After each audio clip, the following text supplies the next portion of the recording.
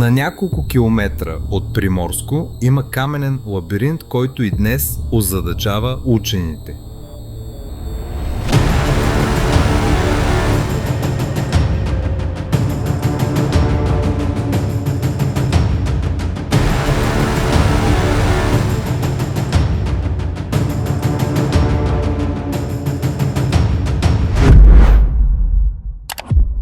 Чакайте.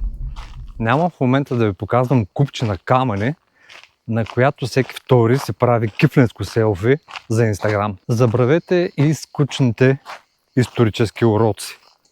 Защо това, което се намира тук, не е просто парче скала, а това е древна машина на времето, скрита в дивата природа.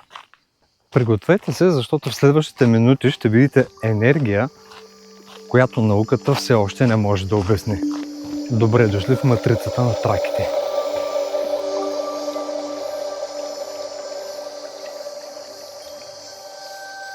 Какво всъщност е Бегликташ? Преди да дойда тук, бях виждал Бегликташ на снимки. Големи камъни в гората. Интересно. Но колко пък да е интересно, после заставаш пред тях. И първото нещо, което си казваш е: какво по дяволите са правили хората тук преди 3000 години? Защото Бегликташ не е само странна природна формация. Тук има следи от човешка намеса, издълбани форми, улеи, култови места и огромни скали, около които поколения наред са се извършвали ритуали. И колкото повече навлизаш между камъните, толкова повече мястото започва да прилича на огромен пъзел. Само дето инструкцията е изгубена преди няколко хиляди години.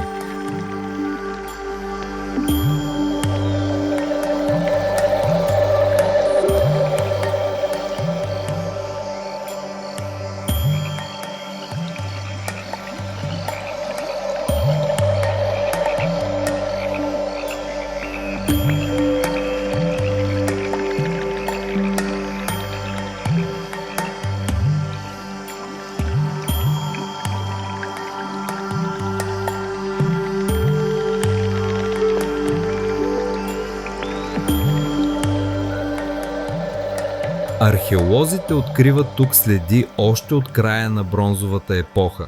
Светилището се свързва с траките и с култове към природата. Слънцето, богинята майка и плодородието. Но няма да ви разказвам урок по история. По-интересно е да опитаме да видим Бегликташ така, както би го видял човек преди 3000 години. Забравете пътя, забравете табелите, забравете туристите. Около вас има само гора, а сред нея изведнъж се появяват тези гигантски скали. Някои от тях са в толкова странни позиции, че изглеждат сякаш някой нарочно ги е поставил там.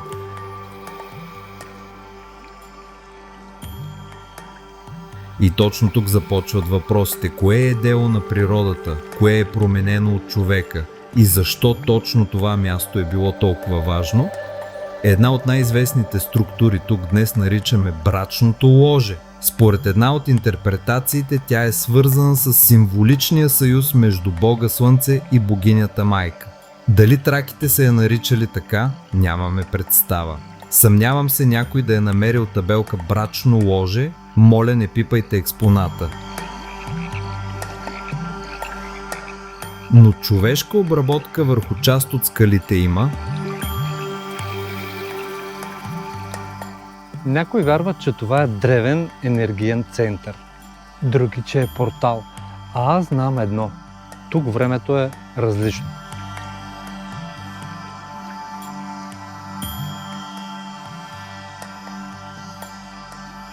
И когато започнеш да виждаш издълбаните форми, улеите и местата, свързвани с ритуали, разбираш, че хората не са идвали тук само да се любуват на гледката. Това е било свещено място и вероятно място, до което не всеки е имал достъп по начина, по който го имаме ние днес. Още по-интересна е връзката с Слънцето. За част от скалните структури има интерпретации, че са служили за проследяване на слънчевото движение. Затова Бегликташ понякога е наричан и древна обсерватория. Аз бих бил малко по-внимателен с това определение. Никой тук не е стоял с телескоп. За древните хора Слънцето е било едновременно часовник, календар и част от религията им.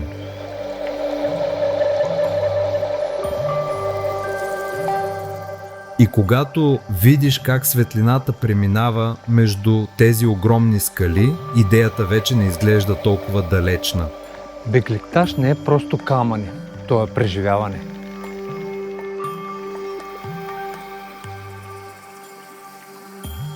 Но любимата ми част от Бегликташ е друга – тесният проход между скалите.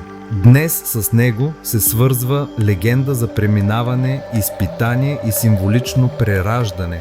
Колко от това е древен ритуал и колко е история добавена по-късно, не знаем. Но честно казано, когато застанеш пред процепа, това вече няма голямо значение. Скалата е наистина гигантска и е застанала по един доста бомбастичен начин.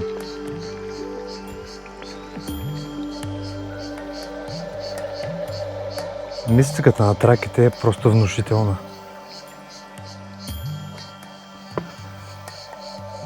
Тук е мястото за преминаване, но дали и кой може да премине през този процеп, смеете ли да пробвате? Има и нещо друго, което снимките трудно предават – размерът. Когато гледаш Бегликташ на телефон, виждаш камъни. Когато човек застане до тях, започваш да разбираш мащаба. И неизбежно идва въпроса – как са ги преместили? Тук историята става малко по-малко мистична. Голяма част от скалите са естествени гранитни образования. Тоест не си представяйте няколко хиляди траки, които бутат 100-тонен камък нагоре по баира и един отзад вика: още малко наляво!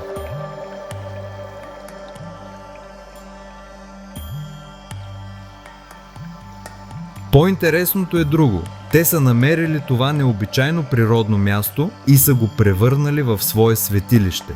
Обработили са определени скали, издълбали са форми, създавали са ритуали около вече съществуващия пейзаж. И това според мен е по-впечатляващо от всяка история за магически портали. А такива истории около Бегликташ има достатъчно. Ще чуете за енергия, за изпълняване на желания, за мистични сили, за портали. Аз няма да ви убеждавам в нито едно от тях. Няма научни доказателства за подобни твърдения. Но има нещо, което трудно се отрича. Това място има атмосфера. Особено когато се отдалечиш от хората и останеш за малко между скалите. Тогава започваш да си представяш как е изглеждало всичко това преди 3000 години. Без пътища, без туристи, без телефони. Само гората, морето наблизо и тези огромни камъни.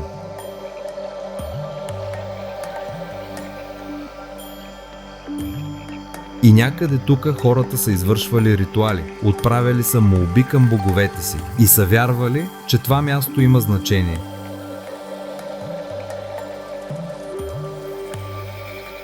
Дори и най-големият скептик си тръгва от тук леко тих.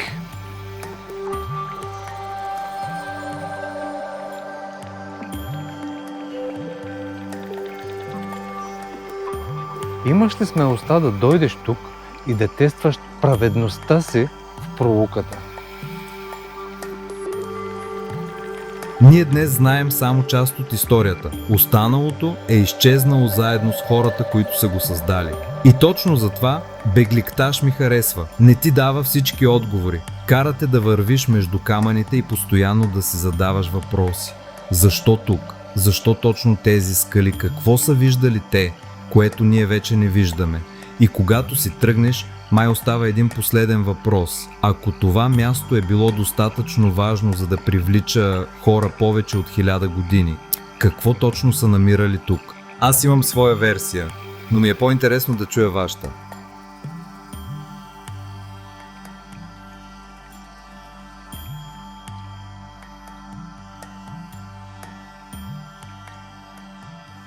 не забравяйте да натиснете бутона лайк и да се абонирате за канала. Също така не забравяйте и да споделите това видео. Вярвате ли в мистиката на това място? Чакам отговори в коментарите ви. Чао за сега и помнете, истината е някъде там.